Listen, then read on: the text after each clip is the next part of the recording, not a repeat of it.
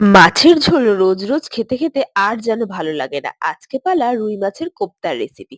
সেই জন্য রুই মাছগুলোকে একটু সেদ্ধ করে নিতে হবে অল্প করে জল দিয়ে, তার মধ্যে পরিমাণ মতো নুন দিয়ে সেদ্ধ করে নিয়ে তারপরে মাছের কাঁটা ছাড়াতে হবে। তারপর তেলের মধ্যে পেঁয়াজ কুচি, লঙ্কা, আদা, রসুনের কুচি সবকিছু দিয়ে একটু ভাজা ভাজা করে তারপরে সেই কাঁটা ছাড়ানো মাছটা দিয়ে তার মধ্যে পরিমাণ মতো নুন, হলুদ সবকিছু দিয়ে নেড়ে নিতে হবে। তারপরে সেটা নামিয়ে নিয়ে অল্প করে একটু লেবুর রস, তার সাথে ধনিয়া পাতা কুচি আর ২ চামচ মতো বেসন দিয়ে এটাকে কোপ্তার আকারে গোল গোল করে নিতে হবে।